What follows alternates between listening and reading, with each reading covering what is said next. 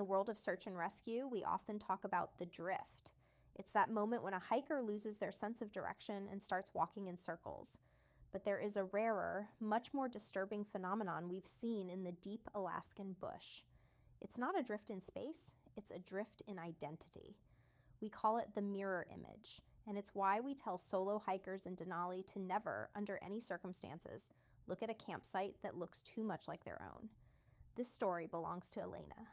Elena was an experienced survivalist, the kind of person who posted gear reviews on r/ultralight and argued about base weight.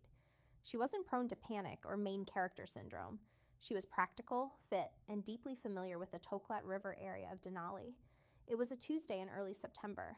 The tundra was turning that deep, bruised purple that signals the coming of the first frost. Elena had set up her camp on a high ridge, a bright orange single-person tent, a specific brand of titanium stove, and her muddy, size 8 boots sitting on a flat stone. She woke up at 4 a.m. to the sound of a zipper. She thought it was a bear at first, or maybe a curious fox. But the sound wasn't coming from her tent. It was coming from about 50 yards away, through the thick, pre-dawn mist. Elena crawled out of her sleeping bag and peered through the mesh. There, sitting on the opposite ridge, was a campsite. It was an exact duplicate of her own. The same bright orange tent, the same titanium stove sitting on the same shaped stone. And there, sitting outside the tent, were a pair of muddy size 8 boots. Elena told me her first thought was that she was experiencing a glitch in the matrix. She thought maybe another hiker had the exact same gear and just happened to set up nearby. But as the sun began to bleed over the horizon, she saw the details. The tent had the same small tear in the rainfly that she had patched with silver duct tape 3 days ago. The boots had the same specific wear pattern on the left heel. Even the half-eaten protein bar she'd left on her camp chair was there, sitting on a duplicate chair in the exact same position. "Hello?" Elena called out. Her voice felt thin in the massive, silent landscape. There was no answer. The duplicate tent was zipped shut. Elena felt a surge of existential dread, that specific type of horror where you realize the world isn't following the rules anymore. She grabbed her bear spray and walked toward the other camp. Every step felt like she was moving through heavy water. She reached the duplicate tent. It was silent. She noticed a GoPro mounted on a tripod right outside the entrance, pointing directly back at her original tent across the gap. She pressed the playback button. The footage started at midnight. It was a high-definition recording of Elena's tent. For 3 hours, nothing happened. Then, at 3 a.m., the camera caught movement. A figure crawled out of the duplicate tent. The figure was wearing Elena's clothes. It had Elena's face, but it moved with a strange, jittery fluidity, like a video being played at 1.5 times speed. The double walked across the tundra to Elena's actual tent. It stood there for an hour, perfectly still, staring down at the mesh where Elena was sleeping inside. Then the double leaned down and whispered something into the tent wall. On the GoPro footage, the audio was crystal clear. The double whispered, "I'm ready to swap now. You've had enough time being the original. It's my turn to go home." Elena dropped the camera. She turned to run back to her camp, but when she looked across the ridge, her original tent was gone. There was only the empty purple tundra. When our SAR team found Elena 3 days later, she was 5 miles off trail. She wasn't running. She was sitting in the middle of a dry creek bed surrounded by 2 identical sets of gear. 2 orange tents, 2 stoves, 2 backpacks. She was trying to merge them. She was frantically pulling the stakes from one tent and trying to hammer them into the other, sobbing that she didn't know which one was real and which one was the render. She kept looking at her own hands, screaming that her fingerprints were desyncing. We evacuated her by heli, but the strange part happened back at the hangar. When we processed her gear, we found 2 identical GoPros. Both had the same serial number. Both had the same footage of the double standing over the tent. The manufacturer later told us that the serial number belonged to a unit sold 3 years ago, to a woman who had disappeared in the high Sierras and was never found. Elena is currently in a high-security psychiatric ward. She refuses to sleep in a room with a window or a mirror. She tells the nurses that the copy is still out there in Denali, living her life, wearing her boots, and calling her mother on the phone. On Reddit, they talk about simulated reality and doppelgangers. But in the Alaskan bush, we call it the symmetry. The land is so vast and so empty that it sometimes tries to fill the void by duplicating the only thing it can find: you. So if you're hiking in Denali and you see a campsite that looks familiar, don't check the GoPro. And for God's sake, don't look at the boots. Because the mountain doesn't like having two versions of the same file. And it's much better at deleting the original than you are. If you spend any time on r/ancestry or r/personal finance, you know the dream. Inheriting a piece of land, a legacy that pulls you out of the modern rent trap. We talk about generational wealth as if it's a gift, a clean slate. But in the deep, moss-choked islands of the Tongass National Forest, a legacy isn't a gift, it's a debt. And sometimes the interest on that debt isn't measured in dollars, it's measured in marrow. This story belongs to Isabel. Isabel was a 24-year-old barista living in a cramped apartment in Seattle, drowning in student loans and the crushing weight of the housing crisis. When she received a legal notice that she had inherited a remote cabin on an unnamed island near Ketchikan, she thought she'd won the lottery. The cabin had belonged to a grandmother she had never met, a woman the family whispered about in hushed, terrified tones before going silent. Isabel took her meager savings, bought a rugged rain jacket, and took a bush plane into the heart of the Tongass. The Tongass is a temperate rainforest, a place where the trees are so old they've forgotten the sun. It's a world of dripping spruce, neon green moss, and a silence so heavy it feels like it's pressing against your eardrums. The cabin was a small silver-gray structure huddled at the edge of a blackwater creek. It looked normal from the outside, but when Isabel stepped through the door, the air changed. It didn't smell like old wood or dust. It smelled like a hospital, sterile, metallic, and cold.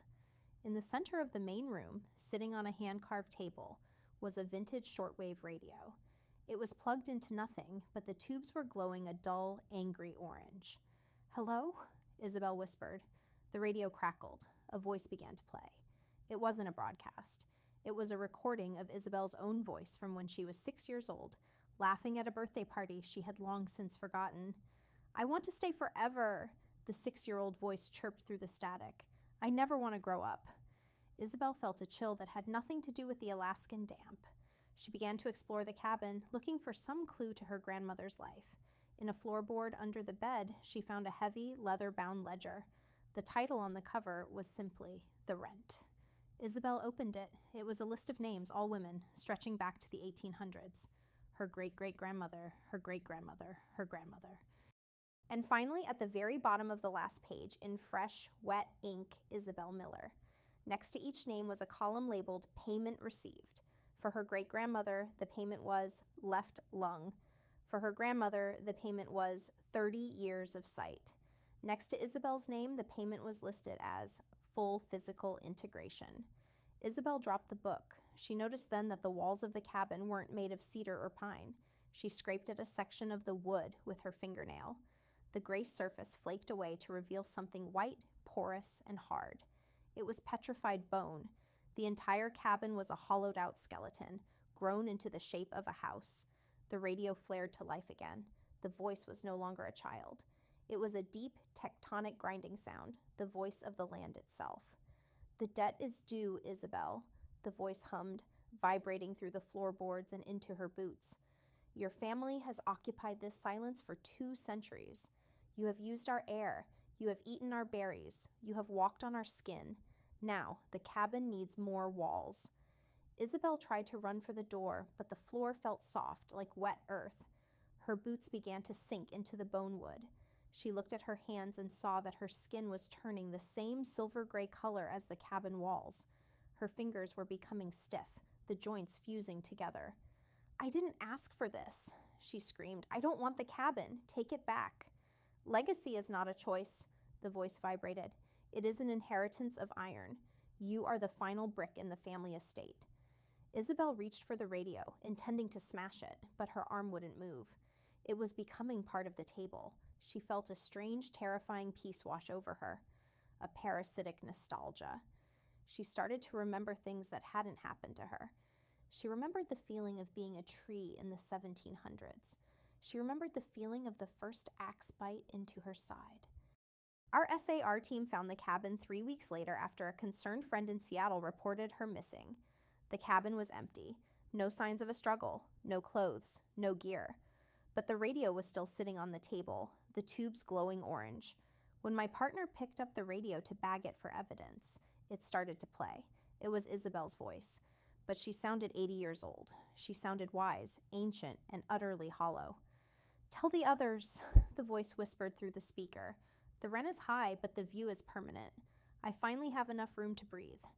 We checked the walls of the cabin. In the corner where the bed had been, we found a new section of wood that hadn't been there in the photos the bush pilot had taken a month prior. It was a perfect vertical pillar of bone, and if you looked closely at the grain, you could see the faint, ghostly outline of a human rib cage. Isabel's student loans were marked as paid in full by an anonymous trust a week later. On Reddit, they talk about family secrets and generational trauma. But in the Tongass, your ancestors don't just leave you stories. They leave you a seat at the table, and eventually you become the table. So if you ever inherit a house in the deep woods from a relative you never knew, don't go inside. Stay in your cramped apartment. Stay in the city. Because the land doesn't care about your property rights. It only cares about its property needs. And it's always looking to expand the floor plan. If you spend any time on r/relationships or r/am I the asshole, you know the warning signs. The narcissistic supply, the weaponized incompetence, and the slow, agonizing siphon of your emotional energy. We've turned codependency into a psychological diagnosis. But in the wet, humid twilight of the Florida Everglades, where the water is thick with peat and the air is thick with mosquitoes, symbiosis takes on a different meaning. There, the toxic partner isn't a person. It's a network of roots that is always hungry for your love. This story belongs to Jade. Jade was a 34-year-old nurse from Miami who prided herself on being a fixer. She was the rock her family leaned on, the one who handled the crisis. In that specialized way that givers do, she had found a taker, her boyfriend of 5 years, Tyler. Tyler was creatively blockaded. He was sensitive, artistic, and entirely dependent on Jade for emotional stability, rent, and basic executive function. She managed his life, his meds, and his mood swings. It was a classic relationship red flag scenario, but Jade mistook it for intimacy. She thought she was saving him. They were on a romantic, healing getaway in the backcountry of Everglades National Park, far away from cell service and responsibility. It was a brutal week in July. The heat was a tangible weight, the mangroves pressing in on either side of their single canoe. On the second night, something changed. Tyler went for a bathroom break in the sawgrass at dusk. When he came back to the tent, he was unusually quiet. He didn't complain about the mosquitoes. He didn't ask Jade to fix him a plate of food. He just sat in the corner, staring out at the slow-moving brown water. Over the next 2 days, Tyler began to forget basic human functions. It started with weaponized incompetence. He forgot how to zip the tent. He forgot how to light the stove. But by day 4, he was forgetting the mechanics of being alive. Jade found him standing near the water's edge, his arms hanging limp. He wasn't blinking. He was just breathing in slow, shallow gulps, his skin taking on a slick, gray sheen. "Tyler?" Jade grabbed his shoulder. His flesh felt soft, almost pliable, like unbaked clay. He didn't speak. He emitted a series of clicking sounds from his throat, a sequence that Jade's brain interpreted as, "I need you to fix this." She was a nurse. She thought it was heat stroke. She forced him into the canoe and began to paddle toward the main canal, determined to get him medical help. He sat in the bow, facing her. He was watching her paddle, and for the first time in years, he looked entirely focused. His eyes weren't wandering. They were staring directly into hers, matching her blink for blink, her breath for breath. Then she saw him. They paddled around a sharp bend in the river. Standing on the far bank, partially submerged in the mud and the tangled mangrove roots, was Tyler. He was wearing the exact same clothes, but this version of him was moving. He was waving at her with a frantic, desperate intensity. He looked empty. His jaw was hanging slack, and his entire body was trembling, but he was definitely waving. Jade dropped her paddle. The current caught the canoe, spinning it around. She looked at the Tyler sitting in the bow, 5 feet away from her. He smiled, a wide, unnatural grin that split his face open, revealing only a void of gray, root-like fibers instead of a tongue or teeth.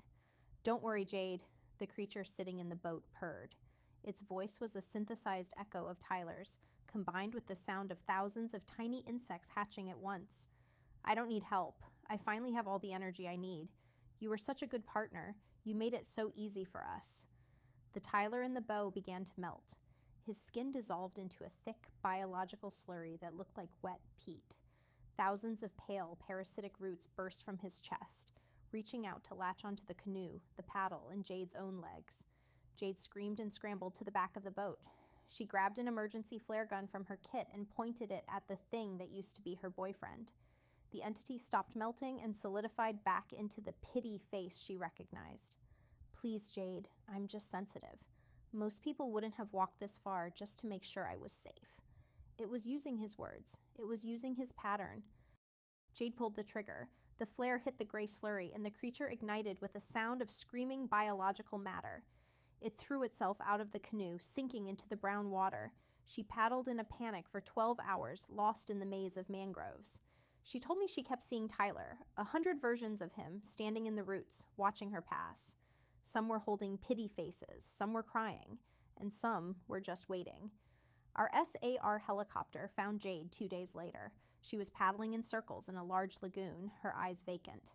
In the bow of her canoe was a massive bundle of wet mangrove moss that she had dressed in Tyler's favorite shirt. She was talking to it. "It's okay, Tyler," she was whispering. "I'll fix it. I'll make you better. I promise I'll never leave you." Tyler was never found. We dragged the river, we searched the banks, and we found nothing. No body, no clothes, no tracks. But in the lagoon where Jade was rescued, we found a single Sitka spruce tree that had grown right through a pair of hiking boots. The roots of that tree were interwoven with a human rib cage, the bones stained a deep, peaty brown. On Reddit, they talk about vampire dynamics and toxic bonds. Но в лесах Everglades мы знаем правду. Это не просто метафора. Болото – это единый коллективный организм. Оно питается твоим одиночеством и твоим желанием спасти кого-то.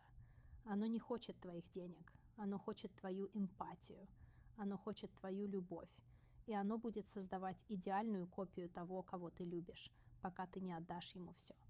Так что, если твой партнер вдруг перестал моргать и начал кликинг, не пытайся его починить, просто беги.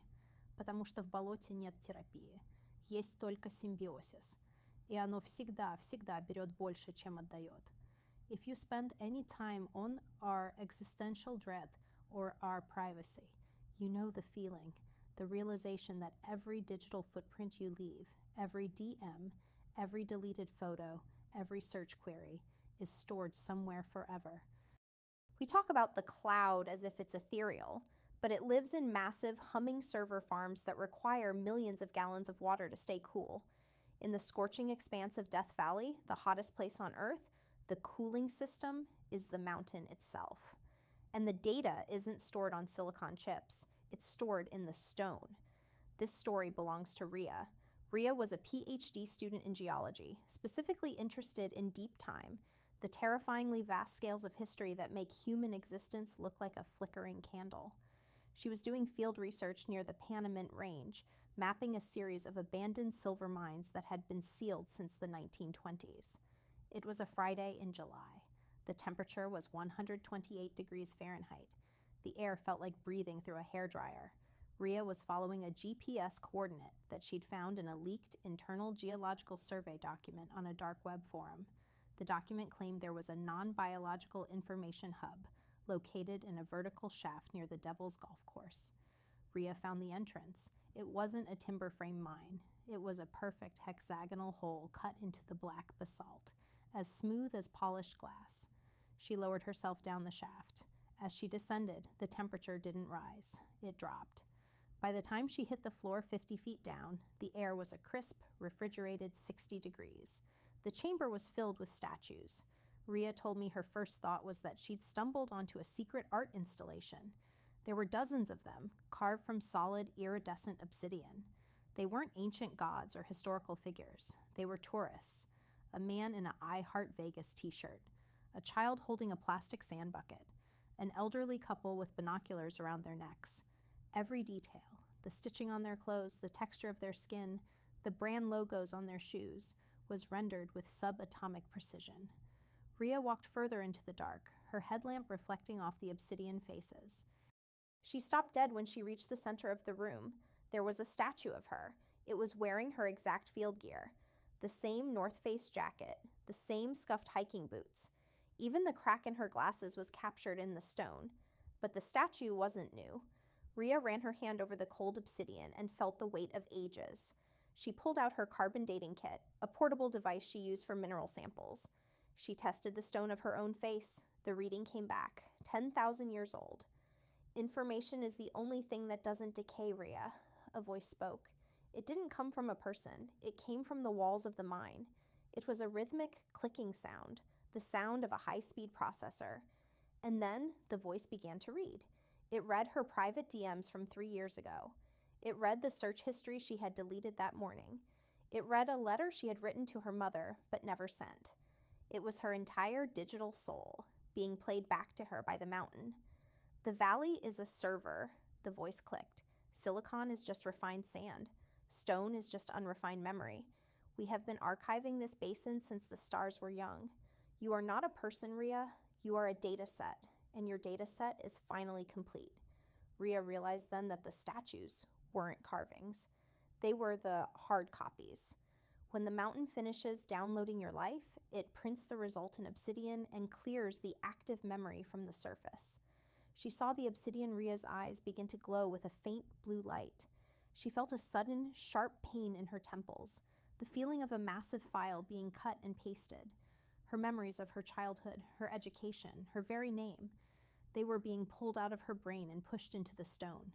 "Stop!" she screamed, her voice echoing in the hexagonal chamber. "I'm not finished yet. I still have things to do." "The algorithm has determined your trajectory is predictable," the voice replied. "There is no need for further active rendering. Please step into the cradle. The archive is waiting." Rhea didn't step into the cradle. She scrambled back up the rope, her fingers bleeding as she gripped the glass-smooth basalt. She burst out into the 128-degree heat, collapsing onto the salt flats. She survived, but she isn't Rhea anymore. When we found her, she couldn't remember her birthday. She couldn't remember her parents. She could only remember the geological composition of the Panamint Range and the exact hexadecimal code for the color of the obsidian. She works in a data entry center now. She says it's the only place she feels safe, surrounded by the humming of machines that she knows are younger than the one beneath Death Valley. But she told me that sometimes when she's typing, her fingers turn cold. And when she looks in the mirror, she sees her reflection starting to turn black and iridescent, like polished glass. On Reddit, they talk about the heat death of the universe and digital privacy. But in Death Valley, the heat isn't the enemy. The memory is. The mountain isn't just a park. It's a library. And it's been waiting 10,000 years to finish your biography. So if you're hiking near the Devil's Golf Course and you see a hexagonal hole in the ground, don't go down. And for God's sake, stay off the Wi-Fi. Because the mountain doesn't need to track your phone to know who you are. It's already finished the final chapter. I want to talk to you about something that isn't in the official SAR manuals. We spend a lot of time discussing the physical dangers of the high Sierras, the altitude, the sheer granite walls, the sudden summer blizzards. But there is a secondary infection that happens to people who spend too much time listening to the wind. On the forums, they call it the loneliness epidemic, the hollow ache of a world that has replaced human touch with digital echoes. In the mountains, that ache is a dinner bell. Do you remember the black mark I told you about? The one on the back of my neck from part 3? It has changed. It's no longer just a stain on my skin. It has developed a rhythm. When the room is perfectly quiet, the kind of silence you only find at 3 a.m. when your phone is dead, the mark starts to whistle. It's a low, multi-tonal frequency that bypasses my ears and vibrates directly into my skull. It's mimicking the breathing patterns of the people who watch these videos. I've looked at the analytics. I see thousands of you sitting in dark rooms, wearing headphones, letting my voice fill the silence of your apartments. You think you're just consuming content. You think this is a one-way street. But in the world of the Walker universe, attention is a bridge. Every time you hit play, you are providing the vocal frequency the forest needs to calibrate itself. It's using my narration as a tuning fork, adjusting its pitch until it matches the exact resonance of your own living room. The forest is lonely too. It's been stuck in the deep time of the mountains for 10,000 years, and it wants to come inside. It wants to feel the carpet. It wants to hear the hum of your refrigerator. It wants to sit in the chair you're sitting in right now. Last night, I woke up because I heard my own voice. I wasn't recording. My equipment was unplugged, but the voice was coming from the corner of my bedroom, from the shadows where the closet door was cracked just an inch. It was me, narrating a story I haven't even written yet. It was describing the exact way I was lying in bed, the exact speed of my heart rate, and the exact moment I realized I wasn't alone. The vocal parasite doesn't just steal your voice, it steals your presence. It turns you into a listener in your own life while it takes over the narration. So I have a warning for you. If you're sitting there right now feeling that strange cold prickle on the back of your neck, don't turn around. If you hear a floorboard creak that matches the rhythm of my speech, don't investigate. And if you hear a voice that sounds exactly like mine, whispering your name from a part of your house that should be empty, do not answer. By listening to these diaries, you've invited the SAR into your home, but the search is over, and the rescue isn't coming for you. It's coming for the version of you that the forest has finally finished rendering. Check your reflections, check your breathing, and if you find yourself starting to speak in my voice, well, at least you'll have a story to tell. Good night, and for your own sake, turn off the screen. The woods are already synced to your location.